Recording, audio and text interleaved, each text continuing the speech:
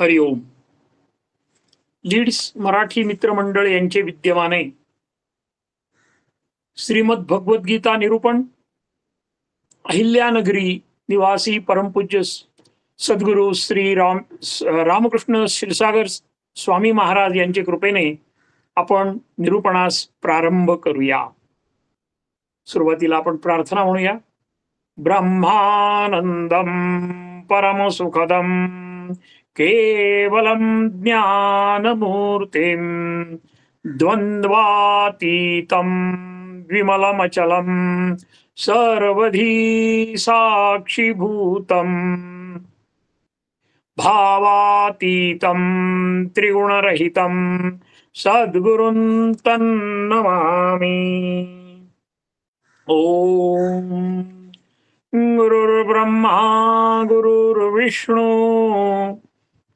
गुरुर्देव महेश्वरः गुरुर्साक्षात् परब्रह्म तस्मै श्री गुरवे नमः. गुरवे नमः. गुरवे नमः. वसुदेवसुतं देवं कंसचाणूरमर्दनं देवकी परमानन्दं कृष्णं वन्दे जगद्गुरुं. श्रीकृष्णं वन्दे जगद्गुरुं. श्रीकृष्णं वन्दे जगद्गुरुं. भजन म्हणूया आपण थोडं. श्रीकृष्ण गोविंद हरे मुरारे हे नाथ नारायण वासुदेव. श्रीकृष्ण गोविंद हरे मुरारे हे नाथ नारायण वासुदेव. श्रीकृष्ण गोविंद हरे मुरारे हे नाथ नारायण वासुदेव. श्रीकृष्ण गोविंद हरे मुरारे हे नाथ नारायण वासुदेव. श्रीकृष्ण गोविंद हरे मुरारे हे नाथ नारायण वासुदेव. बोलो श्री कृष्ण भगवान की जय. आपण सर्व जाणकार श्रोत्यांना, गीताप्रेमी साधकांना मी मनापासून वंदन करतो. आपल्या सर्वांच्या प्रोत्साहनामुळेच गीतेतील काही श्लोकांचा मला भावलेला भावार्थ मी केलेल्या अत्यल्प अभ्यासाचे विवेचन करण्याचा आनंद आपण सर्वजण घेऊया. श्रीमद भगवद्गीता अध्याय पहिला, श्लोक क्रमांक 7, 8, 9 आज आपण बघणार आहोत. मी श्लोक म्हणतो सुरुवातीला. अस्माकंतु विशिष्टाये तान्निबोधत्विजोत्तम नायका मम सैन्यस्य सैज्ञार्थे ताम्रवीमिते. पुन्हा एकदा. अस्माकंतु विशिष्टाये तान्निबोधत् द्विजोत्तम नायका मम सैन्यस्य सैज्ञार्थं ताम्रवीमिते. कौरवांच्या सेनेतील मुख्य नायकांना आपण आता सविस्तर जाणून घेण्यासाठी दुर्योधनाने द्रोणाचार्यांना विनंती केली आहे की हे आमचे योद्धे तुम्ही बघा. अर्थात हे ब्राह्मण श्रेष्ठ द्रोणाचार्यांना उद्देशून आपल्यातील कौरवांमधील महत्वाचे माझ्या सैन्याचे म्हणजे दुर्योधनाच्या कौरवांच्या सैन्याचे जे जे सेनापती आहेत ते मी आता आपल्याला सांगत आहे. अशा पद्धतीने दुर्योधनाने द्रोणाचार्यांना सांगितलेलं आहे. आपण मागील अध्यायामध्ये पांडव सेनेमधील भीम, अर्जुन, सात्यकी, विराट, द्रुपद, दृष्टकेतू, केचितान, काशीराज, पुरजीत, कुंतीभोज, शव्य, युधामन्यू, शक्तिमान उत्तमौजा, सुभद्रापुत्र अभिमन्यू आणि द्रौपदीचे 5 पुत्र यांची माहिती आपण बघितली आहे. आज आपण कौरवांच्या बाजूचे महत्वाचे वीर, गुरु, आजोबा इत्यादी अनेक नातेवाईकांची माहिती आपण घेणार आहोत. आपला उद्देश असा आहे की आपल्याला सर्व गोष्टी आपण माहिती करण्याचा प्रयत्न करून घेणार आहोत आणि त्यांचं चरित्र बघितल्यानंतर असं लक्षात येईल आपल्या की जे धर्माच्या बाजूने राहिले त्यांचा जय झाला आणि जे धर्माच्या विरुद्ध बाजूला राहिले त्यांचा पराजय झाला. महाभारत युद्धाच्या प्रसंगी कौरवांचा सेनापती हे भीष्माचार्य होते. वास्तविक राजा दुर्योधनाने आपल्या सेनापतीशी म्हणजे युद्धाच्या शूरवीरांबाबत चर्चा करणे आपल्या सेनापतीशी त्यांनी चर्चा करायला पाहिजे होती. पण सरळ विचार करेल तो दुर्योधन कसला, तो सेनापतीकडे न जाता गुरु द्रोणाचार्यांना त्यांनी युद्धातील वीरांची माहिती सांगायला सुरुवात केली. त्याचे 2 कारण आहेत. पहिले कारण, पहिल्यापासूनच दुर्योधनाला हे माहीत होते की पांडव हे धर्माप्रमाणे नेहमीच वागतात, पण मी वागत नाही, म्हणजे दुर्योधन वागत नाही. पण भीष्माचार्य हे कौरवांकडे जरी होते तरी त्यांच्या मनातून मात्र त्यांचं पांडवांवर प्रेम होतं. कारण जो धर्माप्रमाणे वागतो त्याच्याकडे आपोआप आपला ओढा निर्माण होतो. जरी आपण जो धर्माप्रमाणे वागत नाही त्याचं अन्न जरी खात असो तरी. म्हणून दुर्योधन युद्धभूमीवर भीष्माचार्यांशी बोलले नाही. दुसरे कारण, पांडवांचा सेनापती दृष्टद्युम्न. आता हा दृष्टद्युम्न कोण होता हे आपण मागे बघितलं. हा राजा द्रुपदाचा मुलगा होता. गुरु द्रोणाचार्य व द्रुपद यांचे वैर होते. त्यामुळे वैर्याचा मुलगा आपल्याशी लढतो आहे, त्यांना असं दृष्टद्युम्न असं सांगता आलं असतं, परंतु त्यांनी द्रुपद पुत्र असं म्हटलेलं आहे, जाणीवपूर्वक की त्यांना द्रुपदाची आठवण झाली पाहिजे. गुरु द्रोणाचार्य जास्त त्वेषाने लढतील व त्याचा फायदा कौरवांचा विजय होण्यात होईल, म्हणूनही दुर्योधनाने जाणीवपूर्वक दृष्टद्युम्न असे न म्हणता द्रुपदपुत्र असे म्हणाला आहे. सर्वसाधारणपणे माणूस मनामध्ये जसा विचार करतो त्याचप्रमाणे त्याच्या तोंडातून शब्द बाहेर पडतात.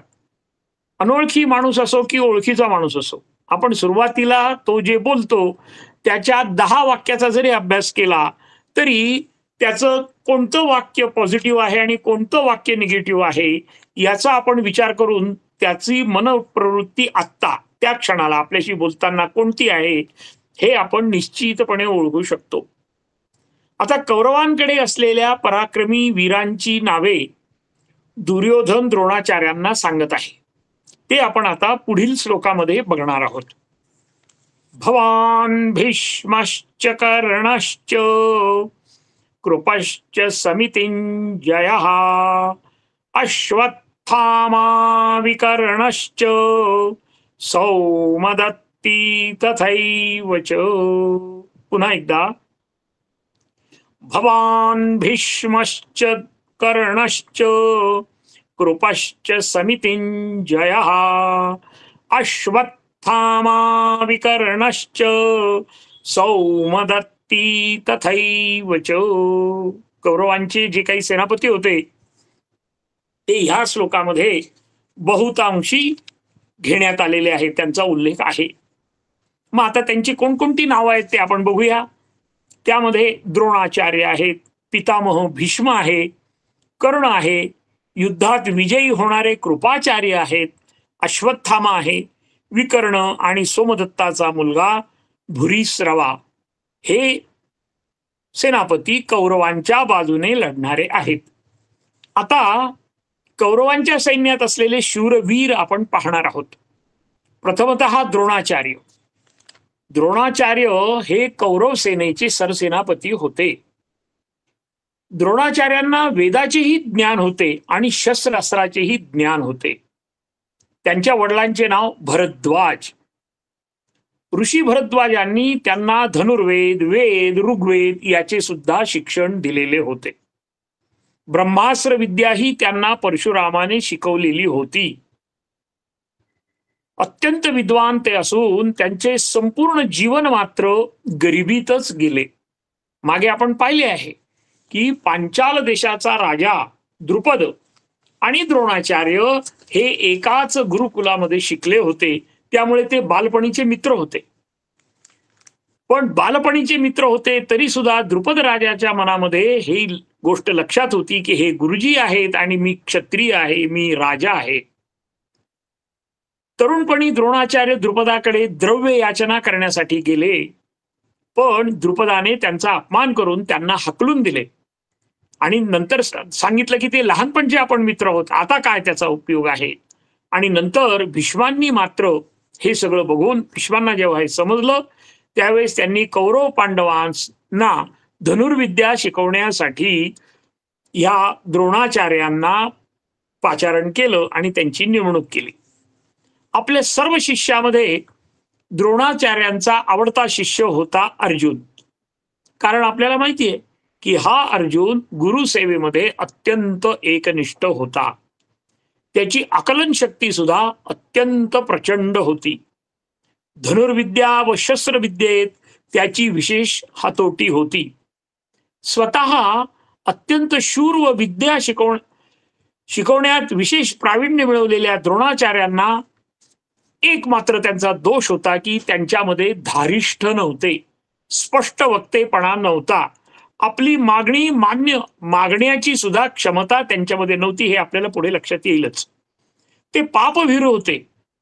त्यांच्या अंगी दुर्दैवाने स्वतःबद्दलचा कुठलाच अभिमान नव्हता आणि ते स्पष्टपणे आपली मागणी राजा दुर्योधनाकडे मांडू शकत नव्हते. त्यामुळे इतके शूर वीर असूनही, शस्त्रविद्येत पारंगतही असून त्यांनी आयुष्यभर त्रास सहन केला. आणि घरातल्या कुटुंब प्रमुखाने ज्यावेळेस तो त्रास सहन करतो, पर्यायाने त्याच्या मुलाबाळांना सुद्धा त्याचा त्रास होतो आणि त्याचप्रमाणे त्यांच्या पत्नीला आणि मुलाला सुद्धा ते सुखामध्ये ठेवू शकलेले नाही. द्रौपदी वस्त्रहरणाच्या वेळेस त्यांनी दुर्योधनाला रोखले नाही. दुर्योधनाला ज्या लोकांनी थांबवायला पाहिजे होतं त्याच्यामध्ये द्रोणाचार्यांचा सुद्धा तेवढाच अधिकार होता, परंतु त्यांनी त्याला थांबवलेलं नाही. आणि अर्थस्य पुरुषो दासः हे वचन सर्वात प्रसिद्ध असं वचन जे आहे ते भीष्माचार्यांनी म्हटल्याबरोबर त्यांनीही द्रोणाचार्यांनीही या वचनाला साथ देऊन तेही पापाचे वाटेकरी झाले की सगळेजण अर्थाचे दास आहेत. अशा पद्धतीने त्यांनी जे वचन भीष्माचार्यांनी बोललं त्याला द्रोणाचार्यांनी सुद्धा साथ दिली भर सभेमध्ये आणि त्यामुळे ते पापाचे वाटेकरी झाले.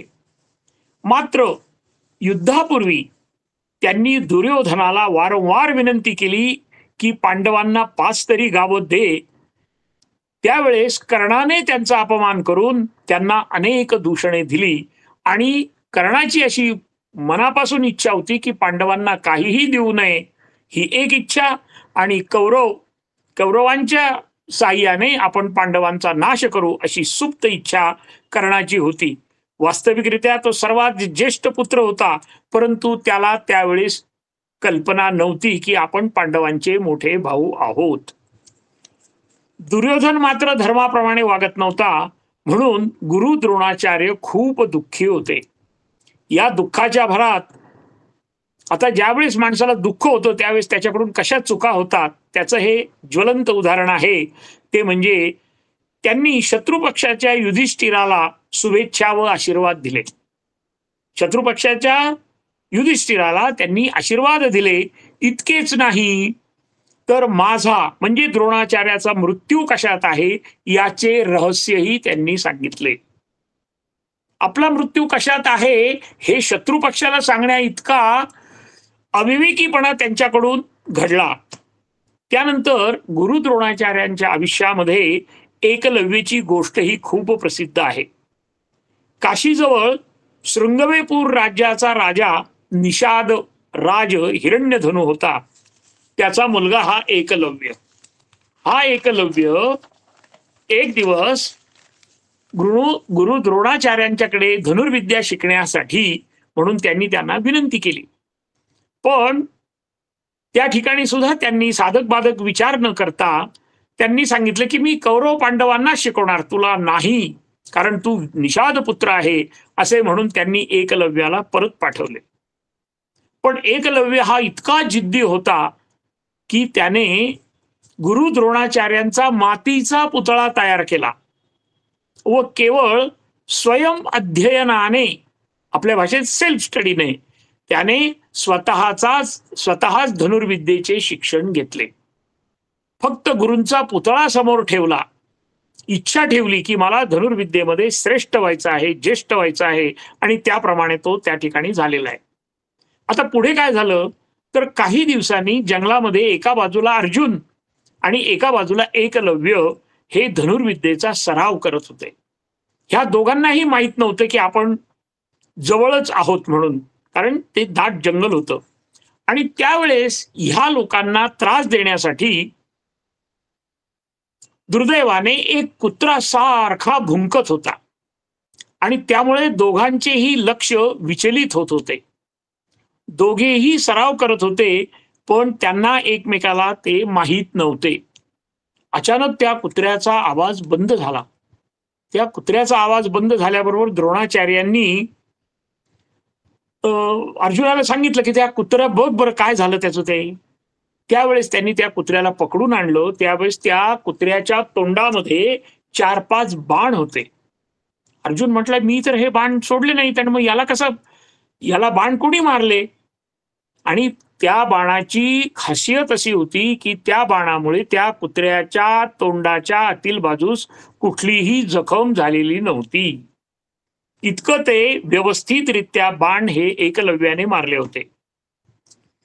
मग बाण कोणी मारला हे बघण्यासाठी ज्यावेळेस अर्जुनाने शोध घेतला त्यावेळेस त्याला त्या ठिकाणी एकलव्य भेटले आणि मग एकलव्याला घेऊन तो गुरु द्रोणाचार्यांना तो कडे अर्जुन घेऊन आला.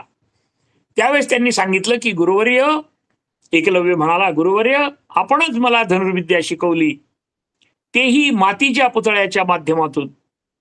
द्रोणाचार्य म्हणाले मला हे माहीत सुद्धा नाही, माझ्या परवानगीशिवाय तू माझी मूर्ती तयार केली आणि त्याच्यातून शिकलाय. ते म्हणाले ठीक आहे, तू जरी शिकला असला तरी आता मला गुरुदक्षिणा दे. ते म्हणाले गुरुदेव तुम्ही सांगाल ती मी गुरुदक्षिणा देतो. त्यावेळेस द्रोणाचार्यांनी एकलव्याचा उजव्या हाताचा अंगठा मागितला. मला म्हणे तुझ्या उजव्या हाताचा अंगठा दे. आता उजव्या हाताचा अंगठा दिल्यानंतर धनुर्विद्या काय येणार?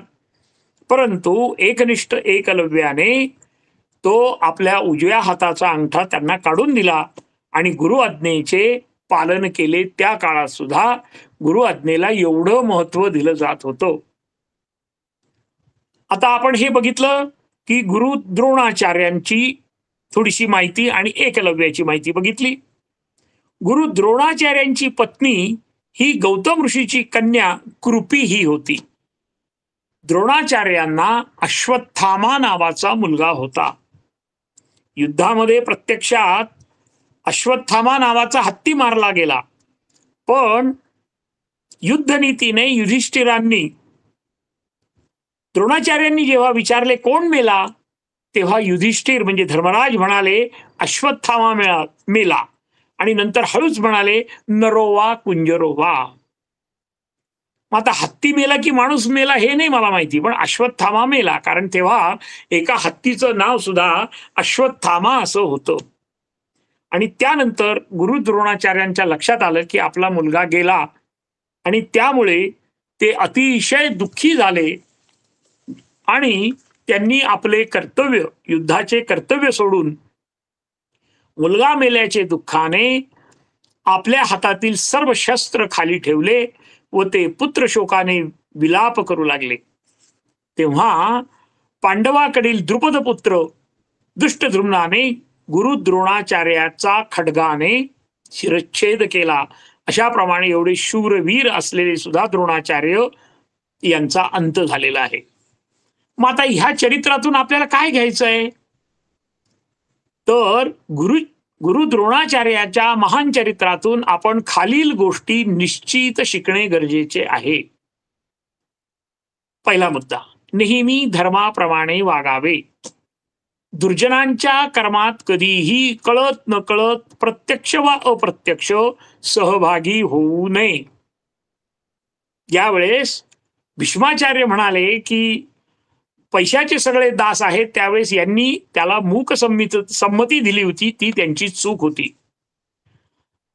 आपणास कितीही विद्या येत असतील, आपण कितीही हुशार असा, पण योग्य ठिकाणी स्वाभिमान जागृत ठेवून प्रसंगी कठोरही होता आले पाहिजे. आणि द्रोणाचार्य हे कठोर झाले नाहीत आणि त्याचे परिणाम त्यांना भोगावे लागले. तात्पर्य असं आहे की आपल्याला सुद्धा जीवनामध्ये नाही म्हणता आलं पाहिजे. एकदा काय नाही म्हणता आलं की मग बाकीच्या गोष्टी ह्या सलग आणि सुलभ होऊ शकतात. मनाविरुद्ध घटना घडत असल्यास ती सभा किंवा जागा त्वरित सोडून देणं हे आपलं कर्तव्य आहे. आपले मृत्यूचे वर्म त्यांनी सहज युधिष्ठिराला सांगून टाकले. शत्रुपक्षाच्या युधिष्ठिराला सांगितले. त्यातून आपण हे शिकायचं आहे की आपण कधीही आपलं वर्म हे कोणालाही सांगायचं नाही, सख्या भावाला सुद्धा नाही. आपलं वर्म आपल्या बरोबरच असलं पाहिजे. आणि याचं ज्वलंत उदाहरण म्हणजे रावणाने विभीषणाला सांगितलं की माझा मृत्यू कुठे आहे.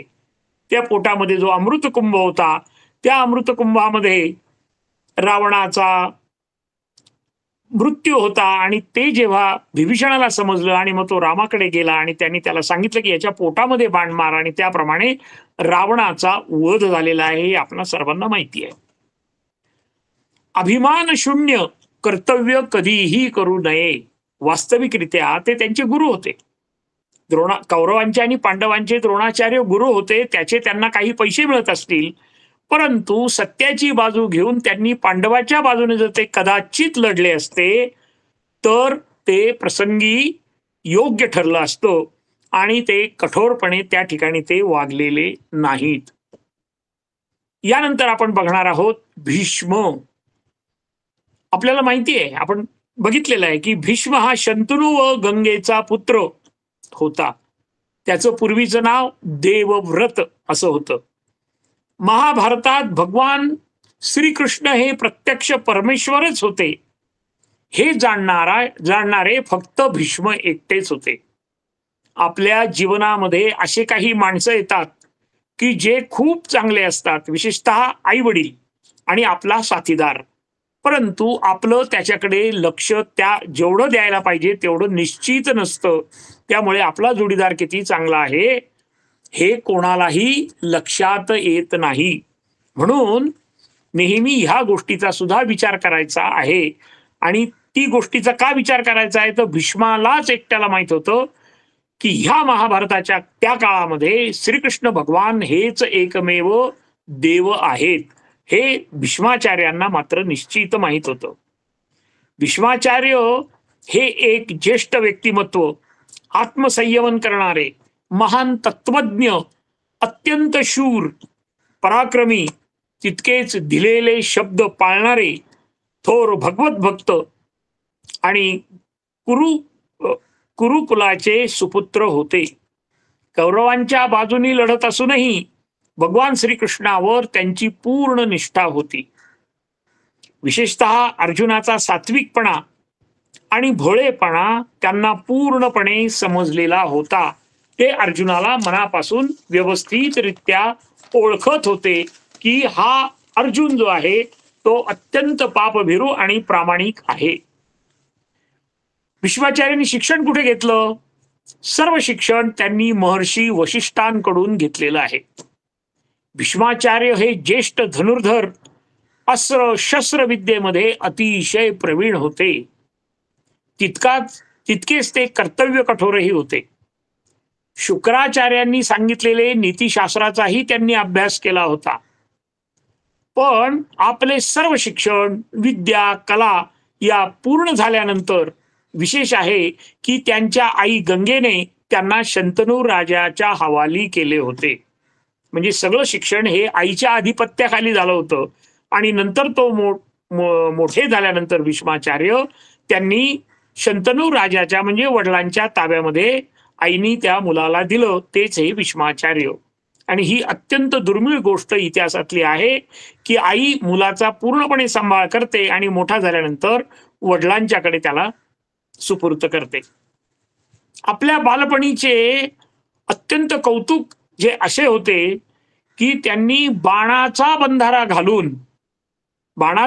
घालून गंगा नदीला अडवण्याचे कार्य सुद्धा भीष्माचार्यांकडून झाले होते. आपल्या घराण्याची काळजी त्यांनी शेवटपर्यंत घेतली. त्यांचं सगळं आयुष्य कुरुकुलासाठीच त्यांनी आपलं घालवलं. सत्यवतीला शंतनूपासून झालेल्या 2 मुलांचा आपल्याला माहितीये की चित्रांगद आणि विचित्रवीर्य यांचा संभाळ, विवाह आणि शेवटी अंत्यसंस्कारही भीष्मानेच केलेले आहेत. अगोदर अंबालीला व अंबिका यांच्या मार्फत वंश विस्तार करावा अशी आज्ञा अगोदर सत्यवतीने भीष्माचार्यांना दिली होती. कारण चित्रांगद आणि विचित्रवीर्य यांची क्षमता नव्हती, परंतु भीष्म प्रतिज्ञेचे पातक लागू नये म्हणून त्यांनी आईला स्पष्टपणे सांगितलं की माझ्याकडून हे काम होणे नाही. शेवटी सत्यवतीला ऋषी पराशराकडून प्राप्त झालेला मुलगा म्हणजेच आपल्याला सर्वांना माहित असलेले हे महर्षी व्यास यांचे मार्फतच धृतराष्ट्र, पंडू व तिसरा दासीपुत्र विदुर यांचे जन्म झालेले आहेत. भीष्माने वरील तिघांचे विवाहही लावून दिलेले होते. वर्तमान काळामध्ये आपल्या सभोवती अत्यंत चांगले व देवकृपाळू भाग्यवान संपन्न माणसे असतात, पण ते खूप कमी व्यक्तींना समजते. त्यात भीष्माचार्य होते. त्यांनाच फक्त समजले होते की भगवान श्रीकृष्ण हे प्रत्यक्ष परमेश्वर आहे. त्यांची शक्ती, पराक्रम, देवत्व अतुलनीय आहे हे त्यांना पूर्णपणे समजलेले होते. महाभारताच्या शांती पर्वाच्या 12व्या अध्यायापासून अनुशासन पर्वाच्या 165व्या अध्यायापर्यंत युधिष्ठिरांनी धर्माबद्दलच्या खूप गोष्टी आणि आपल्याला सांगितलेले आहेत. ते एक मोठं महान कार्य भीष्माचार्यांकडून झालेलं आहे. भारतीय युद्धानंतर युधिष्ठिराकडून आपल्या सावत्र भावांचा गुरु इत्यादी अनेक नातेवाईकांचा वध झाला होता. त्यामुळे धर्मराज म्हणजेच युधिष्ठिर अतिशय अपराधीपणे, उदासपणे व खिन्नपणे राज्य करू लागले होते की अरे माझ्या हातून किती मोठा घटना झालेल्या आहेत. मी माझ्या सगळ्या नातेवाईकांना, माझ्या स्वगोत्रीयांना मारलेलं आहे.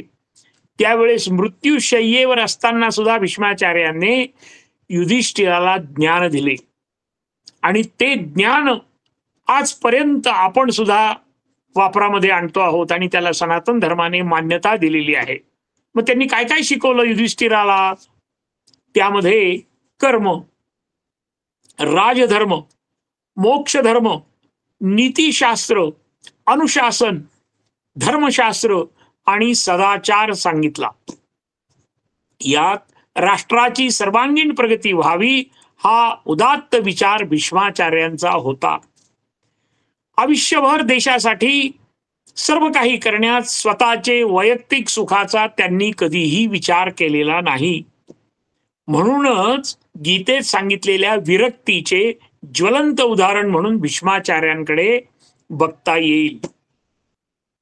महाभारताच्या अनुशासन पर्वामध्ये त्यांनी युधिष्ठिराला जे काही उपदेश केले त्याचेच मूर्त स्वरूप म्हणून आपण सनातन धर्मामध्ये खूप गोष्टी आताही अंमलात आणतो. त्याच्यातले आपण काही बघणार आहोत.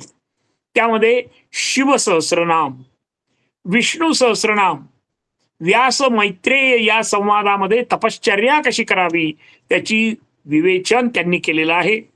गृहस्थाश्रमाची थोरवी, उमामहेश्वराचा संवादही त्यांनी सांगितला. त्यामध्ये वानप्रस्थाश्रमाची थोरवी, प्रवृत्ती निवृत्ती, पतिव्रता स्त्रीचे कर्तव्य, स्वर्ग म्हणजे काय, नरक म्हणजे काय, सप्तर्षींची थोरवी, अहिंसा, शुभाशुभ कर्म, गायीचे महत्व, श्राद्ध पक्ष याचे पालन इत्यादी अनेक गोष्टी या उपदेशातून अथवा संवादातून आपणही सध्या पाळतो. त्यामुळे भीष्माचार्य यांनी भारतीय सनातन संस्कृती तसेच धर्माचा पाया अत्यंत मजबूत केला, यात शंका नाही. भगवान श्रीकृष्णाची महती सांगताना त्यांनी अर्जुनाला सांगितलं की जिथे भगवान श्रीकृष्ण तिकडेच धर्म आणि जिथे धर्म तिथेच विजय, हे एक ब्रह्मवाक्य आहे. आयुष्यभर केवळ वडिलांच्या इच्छेसाठी, प्रेमासाठी, कर्तव्यपूर्तीसाठी शूर पराक्रमी भीष्माचार्य न भूतो न भविष्यती असे व्यक्तिमत्व होते. प्रतिज्ञेतील निष्ठा, श्रद्धायुक्त अंतःकरण, ज्ञानाचे महामेरू असे भीष्माचार्य होते. त्यांना इच्छा मरण होते. त्यांना जेव्हा पाहिजे तेव्हा ते मरण घेऊ शकत होते आणि त्याप्रमाणे त्यांनी गीतेत उल्लेख केल्याप्रमाणे दक्षिणायनामध्ये मरण न घेता उत्तरायण होईपर्यंत ते जिवंत होते आणि नंतर ज्यावेळेस उत्तरायण सुरू झालं त्यावेळेस त्यांनी आपला प्राण सोडला. त्यामधला एक प्रसंग आहे. तो प्रसंग द्रौपदीने त्यांना विचारलं त्यावेळेस, ते ज्यावेळेस शरशय्येवर होते त्यावेळेस, का हो म्हणे तुम्हाला आता हे सगळं ज्ञान सुचतंय, तुम्हाला भर सभेमध्ये ज्यावेळेस माझं वस्त्रहरण होत होतं त्यावेळेस का नाही सुचलं? तर त्यांनी अगदी स्पष्टपणे सांगितलेलं आहे काय, द्रौपदी अगं त्यावेळेस माझ्या अंगामध्ये हे सगळं दुर्योधनाचं, अधर्माने वागणाऱ्या माणसाचं रक्त होतं, त्यामुळे मला ते सुचलं नाही. आता ह्या अर्जुनाच्या बाणाने माझ्या शरीरातलं सगळं रक्त निघून गेलेलं आहे आणि माझा जो खरा देह आहे तो थोडासा जागृत झाल्यामुळे मी हे बोललेलो आहे. यानंतर आपण बघणार आहोत कर्णाबद्दलची माहिती. कर्ण हा कुंतीचा सर्वात मोठा मुलगा. कुंती ही यादव कुलातील शूर नावाच्या सरदाराची मुलगी. शूराने तिला कुंतीभोज राजाला दत्तक दिलेली असल्यामुळे तिचे नाव कुंती ठेवले होते. एकदा राजा कुंतीभोजाकडे दुर्वास ऋषी आलेले होते. आपल्याला माहिती आहे की दुर्वास ऋषी हे अत्यंत तापट आणि शाप देण्यामध्ये प्रसिद्ध असे होते. त्यामुळे त्यांच्या सेवेसाठी कुंती राहिली आणि तिने अत्यंत एकनिष्ठतेने त्यांची सेवा केल्यानंतर तिच्या सेवेमुळे संतुष्ट होऊन दुर्वास ऋषींनी तिला तेजस्वी पुत्र होण्यासाठी काही मंत्र दिले. या मंत्राचे उच्चारण केल्यास त्या देवतेप्रमाणे तेजपुंज पुत्र तुला होतील असा आशीर्वाद दुर्वास ऋषींनी तिला दिला होता. ती लहान होती, परंतु बालसुलभ स्वभावानुसार तिने सहज आपली कल्पना केली की चला आपण सूर्याचा मंत्र तर म्हणून बघू, खरंच ऋषींनी जो आपल्याला जो आशीर्वाद दिलेला आहे त्याचा काही खरंच परिणाम होतो की काय. मग त्याप्रमाणे तिने सूर्याची उपासना केल्यावर तिला सूर्याप्रमाणे तेजस्वी मुलगा झाला कुमारी वयातच आणि त्यामुळे लोकलज्जेस्तव तिने त्याला गंगेमध्ये सोडून दिले. तो मुलगा अधिरथ आणि त्याची पत्नी राधा यांना सापडला. त्यांनीच कर्णाचा सांभाळ केलेला आहे. त्याच्या अंगावर सूर्याचे कवच आणि कानामध्ये रत्नजडित कुंडले होते. कर्ण अतिशय शूर असा होता. कर्णाने धनुर्विद्या द्रोणाचार्यांकडून मिळवली.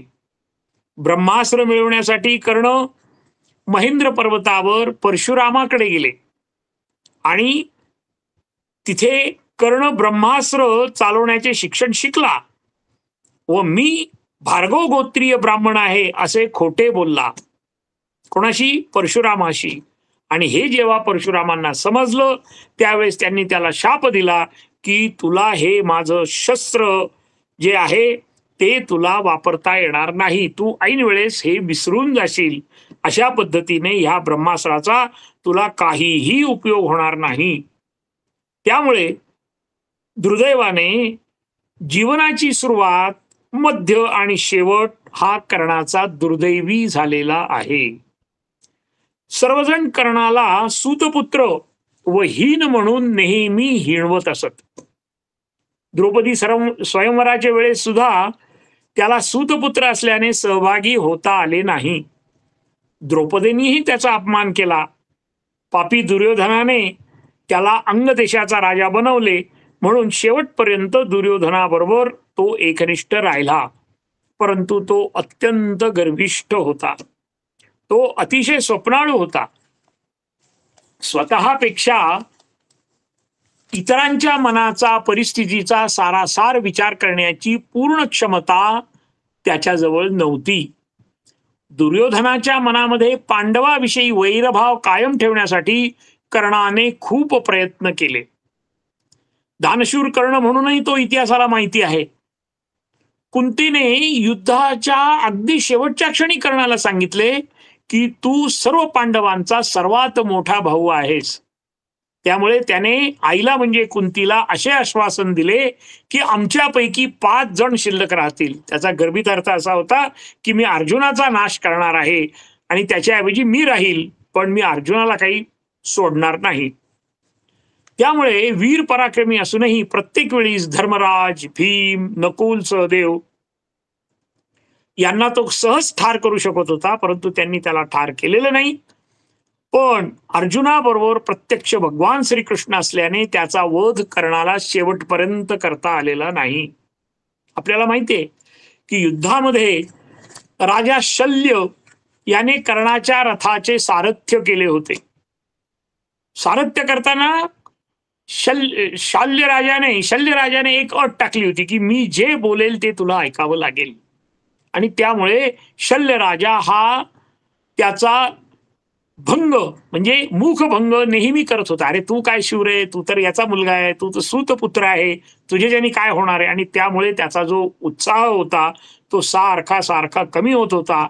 आणि मग कर्णाच्या रथाचे चाक वाळूत अडकले. ते चाक बाहेर काढण्यासाठी कर्ण रथाच्या खाली उतरला.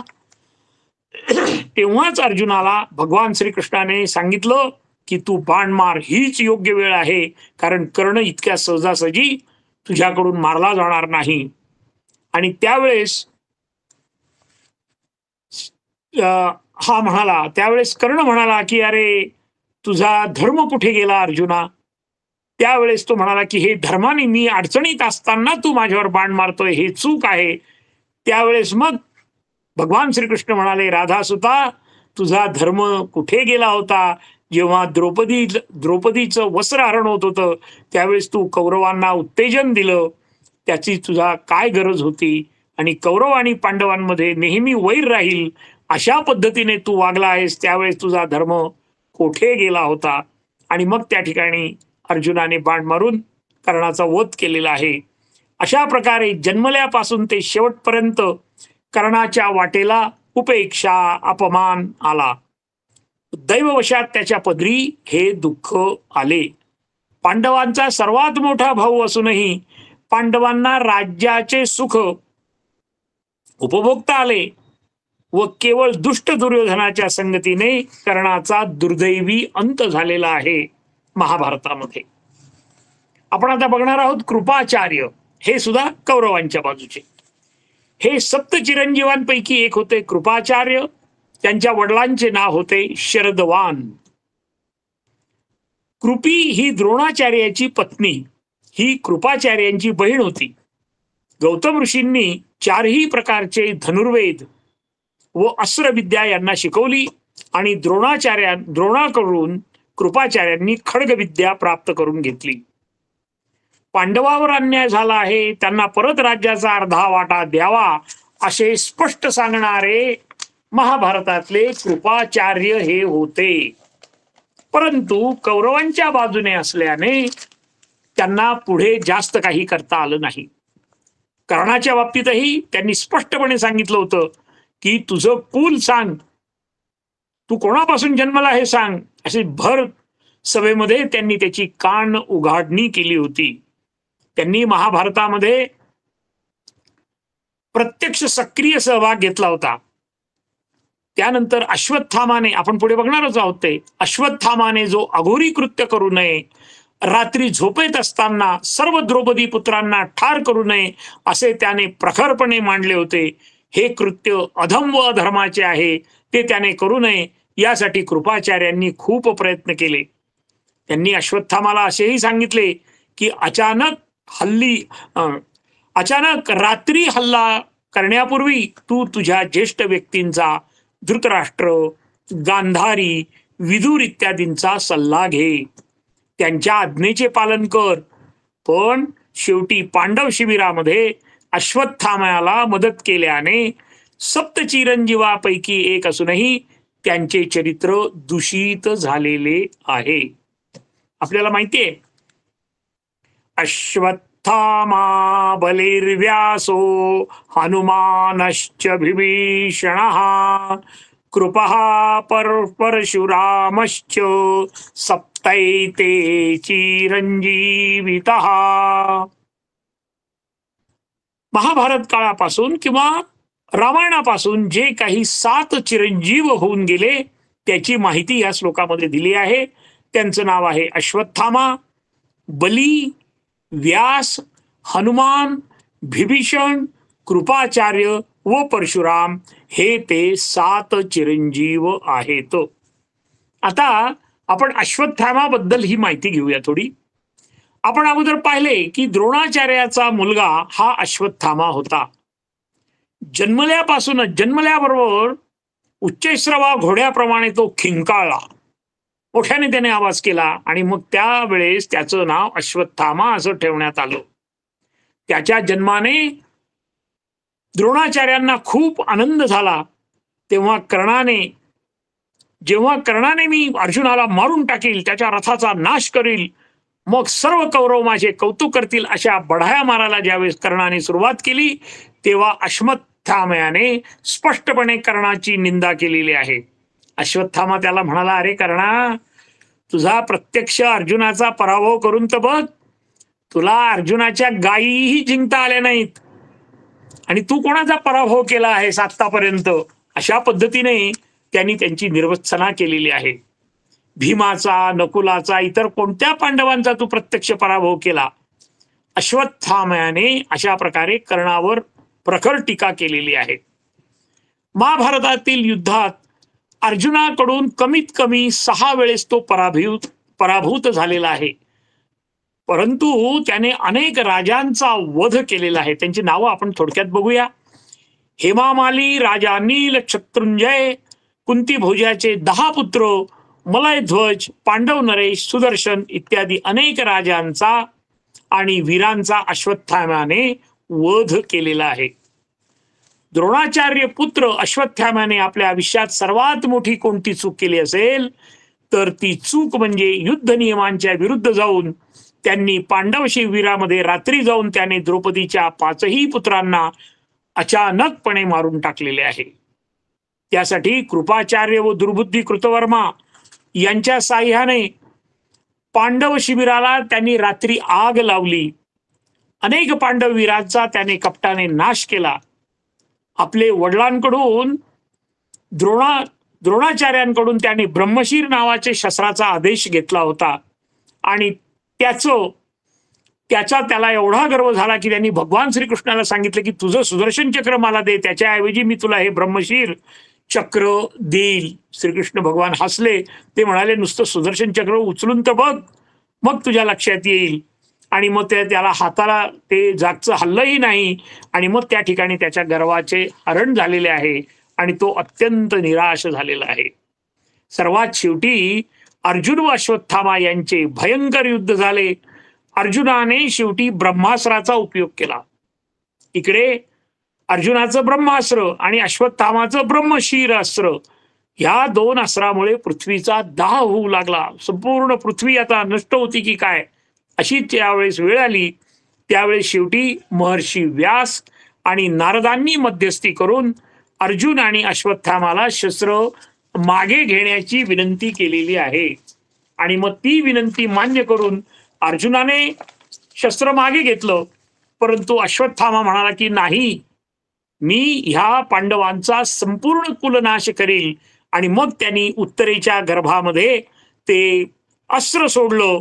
त्यावेळेस भगवंताने सुदर्शन चक्राच्या साह्याने त्या उत्तरेच्या गर्भाला जीवदान दिले आणि तोच उत्तरापुत्र परीक्षित हा पांडव वंशाचा कुलदीपक झालेला आहे. मग भगवान श्रीकृष्णांची आज्ञा न पाळल्याने अविचाराने युद्ध खेळल्यामुळे भगवान श्रीकृष्णाने त्याला शाप दिलेला आहे. काय शाप दिलाय त्याला? की त्यांनी जे त्याच्या कपाळावर एक मणी होता, तो मणी सुद्धा भगवंतांनी सांगितलं की तो द्रौपदीला दे. मग तो जो मणी होता तो द्रौपदीला दिला. तिथे त्याच्या कपाळावर जखम झाली आणि मग तो द्रौपदीने तो जो मणी आहे तो युधिष्ठिराकडे दिला. आणि नंतर भगवंताने त्याला असं सांगितलं की हे लक्षात ठेव की तुला सर्व भित्रा, पापी, अंधारामध्ये कपटाने युद्ध करणारा बालघातकी मानतील.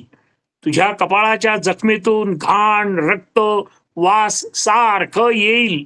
त्यामुळे तुला समाजात राहता येणार नाही, वावरणे शक्य होणार नाही. सर्वजण तुझा तिरस्कार करतील. तुला नेहमी जंगलातच वास्तव्य करावे लागेल. तुला सर्व प्रकारचे रोग होतील व कधीही शांततेने तुला झोपही लागणार नाही. आपल्या कपाळावरील जखम भरण्यासाठी अशी वदंत आहे की तो दारोदारी तेल मागत फिरत असतो. अशाप्रमाणे द्रोणाचार्याचा पुत्र असूनही स्वतःच्याच कुकर्मामुळे महाभारतातील सर्वात दुर्दैवी व शापित व्यक्तिमत्व म्हणून अश्वत्थाम्याचा उल्लेख होतो. केवळ दुर्योधनाच्या संगतीने धर्माप्रमाणे वागणाऱ्या पांडवांशी त्याने वैर पत्करले व अतिशय क्रूरपणे, कपटाने, अधर्माने वागून स्वतःचा नाश स्वतःच त्याने करून घेतला. यानंतर आपण बघणार आहोत महारथी विकर्ण. विकर्ण हा दुर्योधनाचा सख्खा भाऊ होता. द्यूत प्रसंगी द्रौपदीवर जो कठीण प्रसंग ओढावला त्यावेळेस त्याने त्याच्या कुवतीप्रमाणे संपूर्ण सभेला विरोध केला. सख्खा भाऊ असून सुद्धा द्रौपदी वस्त्रहरणाच्या वेळेस द्रौपदीने भर सभेला विचारले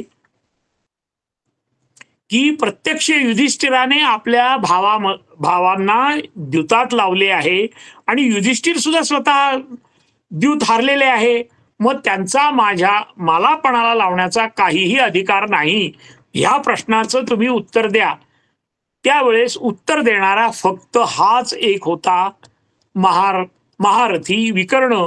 आणि त्याने स्पष्टपणे सांगितलेलं आहे की भीष्म, तो म्हणाला, भीष्म, धृतराष्ट्र, द्रोणाचार्य, कृपाचार्य व इतर देशातून आलेल्या सर्व राजांनो, आपण काम, क्रोध, लोभ याचा त्याग करून आपल्या बुद्धीप्रमाणे द्रौपदीच्या प्रश्नाचे उत्तर द्या आणि स्पष्टपणे आपली भूमिका मांडा. कोणत्याही राजाने व सर्व वडीलधाऱ्याने मौन पाळले आणि त्यावेळेस सुद्धा भीष्माचार्य फक्त एकच वाक्य बोलले, जे प्रसिद्ध आहे, अर्थस्य पुरुषो दासहा. म्हणजे पैशाच्या पुढे सर्वजण दास आहेत, सेवक आहेत. आणि म्हणून ती उक्ती जी आहे ती अजरामर झालेली आहे. तेव्हा अत्यंत रागाने महारथी विकर्ण म्हणाला, हे सर्व राजांनो, वडीलधारी श्रेष्ठांनो, तुम्ही माझे अथवा द्रौपदीच्या प्रश्नाचे उत्तर द्या की देऊ नका. पण शिकारीचा अतिनाद, व्यसन, अतिरेकी मदिरापान, दारू, आपल्याला माहितीये, अतिरेकी सारासार विचार न करता जुगार म्हणजे द्यूत खेळणे व अतिरेकी कामवासना म्हणजे श्रीसंग, या 4 व्यसनांच्या जाळ्यात माणूस असो की राजा असो, एकदा का तो अडकला की तो बेताल होतो आणि त्याचा नाश हा निश्चित ठरलेला आहे. तो अधर्मी होतो. वास्तविक द्रौपदी ही 5 पांडवांची समान हक्काची पत्नी आहे. युधिष्ठिरा दूतामध्ये प्रथम हारलाय, त्यामुळे त्याला द्रौपदीला या दूतामध्ये पणाला लावण्याचा हक्क नाही. पण केवळ शकुनी मामाने युधिष्ठिराला सांगितले की तू द्रौपदीला पणाला लाव.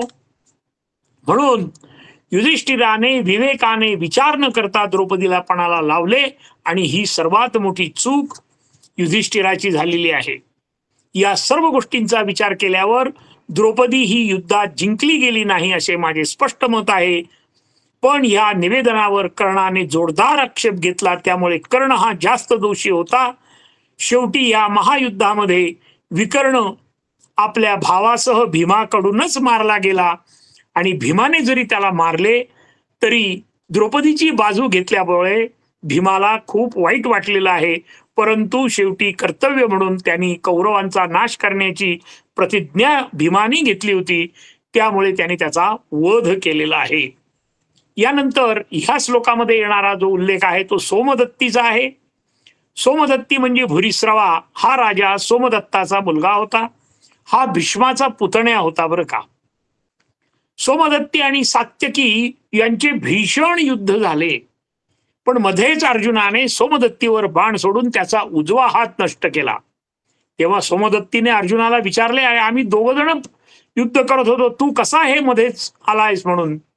त्यावेळेस अर्जुनाने त्याला सांगितलं की अरे सात्यकीने अनेक योद्ध्यांना संपवले आहे, त्यामुळे तो थकला होता आणि तो संकटात असताना तू त्याच्यावर अस्त्र टाकले म्हणून मी तुझा हात बाणाने अचानक उडवलेला आहे.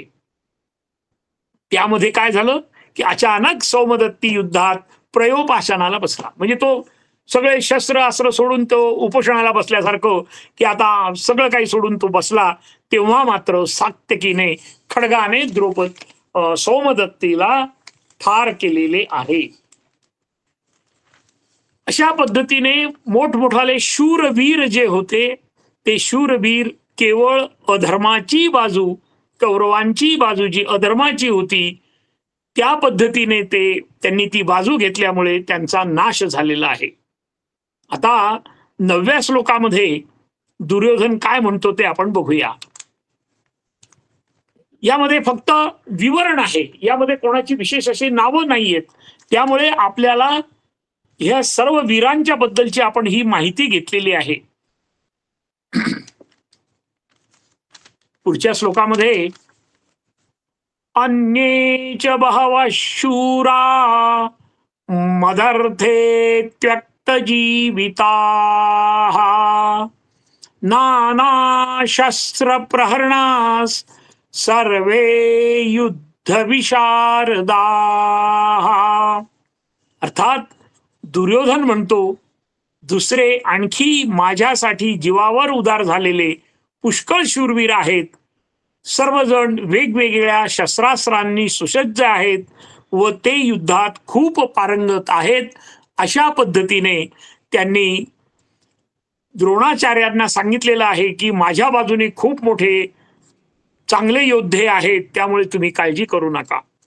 तात्पर्य असं आहे की ह्या महाभारताच्या युद्धामध्ये सर्वात प्रथम जे आहेत ते श्रीकृष्ण भगवान, त्यांच्यामुळेच महाभारत आणि आपलं सनातन धर्माची पाया निर्माण झालेला आहे.